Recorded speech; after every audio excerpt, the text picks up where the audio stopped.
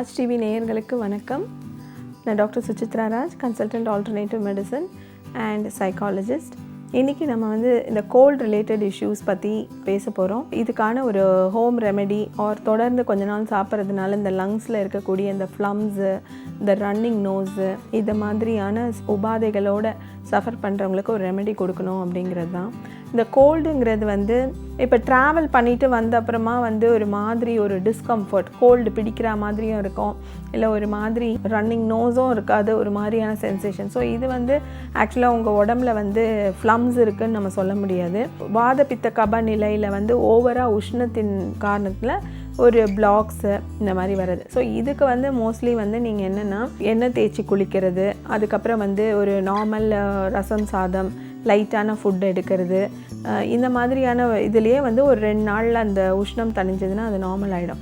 But சில பேருக்கு பார்த்தீங்கன்னா அப்படியே லங்ஸ்லேயே நிறைய கோல்டு இருக்கிறது, கொஞ்சம் காஃப் பண்ணும்போது அந்த த்ரோட்லேயே தெரியும் கோல்டு நிறைய இருக்குது அப்படின்ற மாதிரி. ஸோ இந்த மாதிரி பீப்புள் என்ன பண்ணுறதுன்னு தெரியாமல் அப்படியே அவங்க கண்டினியூவாக அவங்களோட வேலையில் ரொட்டீனில் போயிட்டே இருப்பாங்க.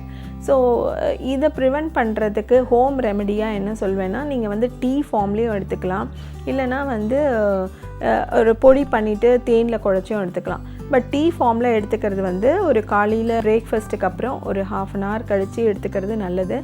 பட் சில பேருக்கு பிரேக்ஃபாஸ்ட் சாப்பிட்ட உடனே போகணும் அப்படின்னு இருந்துச்சுன்னா லைட் பிரேக்ஃபாஸ்ட்டாக நீங்கள் எடுத்துக்கிட்டிங்கன்னு வச்சுக்கோங்களேன், some kind of idli or mild pongal, இந்த மாதிரியான கொஞ்சம் குவான்டிட்டி கம்மியாக எடுத்திங்கன்னா உடனே கூட நீங்கள் இந்த டீ எடுத்துக்கலாம். ஏன்னா சில பேருக்கு காலையில் ஸ்டார்ட் பண்ணும்போதே இந்த டீயோடு ஸ்டார்ட் பண்ணால் அவ்வளோ ஒரு ரிலீஃபாக இருக்காது. ஸோ ஃபஸ்ட்டு வார்ம் வாட்டர் சாப்பிட்டுட்டு ஒரு பிரேக்ஃபாஸ்ட் சாப்பிட்டுட்டு அதோடு கொஞ்சம் ஸ்ட்ராங்காக இருந்தாலும் உங்களுக்கு இந்த சளி நல்லா கரைஞ்சி போகிறதுக்கான சான்சஸ் இருக்குது. ஸோ நான் சொல்லக்கூடியது ஒரு காமன் கண்ட்ரி ட்ரக் ஷாப்லேயே உங்களுக்கு கிடைக்கும். 2 திப்ளி, ஒரு 5-6 மிளகு, ஒரு பர்சனுக்கு நான் சொல்கிறேன், ஒரு 5-6 மிளகு, கொஞ்சம் ஜீரகம், ஒரு சிட்டிக்கை பெருங்காயம், உங்களுக்கு சப்போஸ் வெத்தலையோ துளசியோ ஏதாவது, துளசி சின்ன குழந்தைங்களுக்கு ரொம்ப எடுக்கக்கூடாதுன்னு சொல்லுவோம்.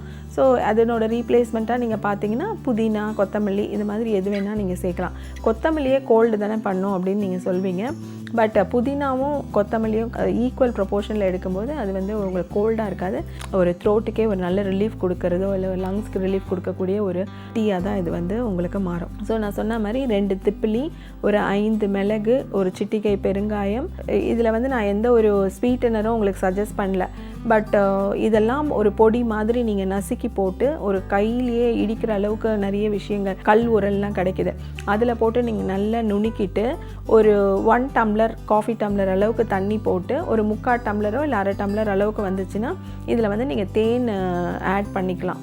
தேன் ஆட் பண்ணி சாப்பிட்லாம். இல்லைன்னா ஒரு மைல்டாக ஒரு பனம் சர்க்கரை அந்த மாதிரி சேர்த்துக்கலாம். இல்லை எதுவுமே இல்லாமல் எடுத்துக்கிறது போஸ்ட் பிரேக்ஃபாஸ்ட்டுக்கு அப்புறம் நான் இதை சொல்கிறதுனால இது ஒரு மெடிசனாக உங்களுக்கு ஒர்க் பண்ணும். இதை தொடர்ந்து நீங்கள் எடுத்துகிட்டு வரலாம். இல்லை ஓரளவுக்கு உங்களுக்கு கம்ஃபர்டபுளாக உங்களுக்கு சரியாக இருக்குன்னா வாரத்தில் 3 நாள் எடுத்துகிட்டு வரலாம். இது நல்ல ரிலீஃப் கொடுக்குதுன்னா தொடர்ந்தும் நீங்கள் எடுத்துகிட்டு வரலாம். ஃப்ளம்ஸோட அந்த கோல்ட் ட்ரபிளோடு நீங்கள் சஃபர் ஆகிட்டு இருந்தீங்கன்னா இது ஒரு நல்ல ரிலீஃப் கொடுக்கும். பட் ஜென்ரலாக கோல்டோடு நீங்கள் இருக்காதீங்க. எப்பயுமே லங்ஸை நம்ம கோல்டு இல்லாமல் ஒரு நார்மல் இதில் வைக்கும்போது தான் நம்மளோட ப்ரீத்திங்ஸ் எல்லாமே ஆரோக்கியம் நல்லாயிருக்கும்.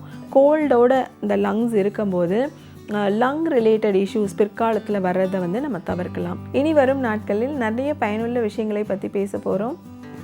நன்றி, வணக்கம்.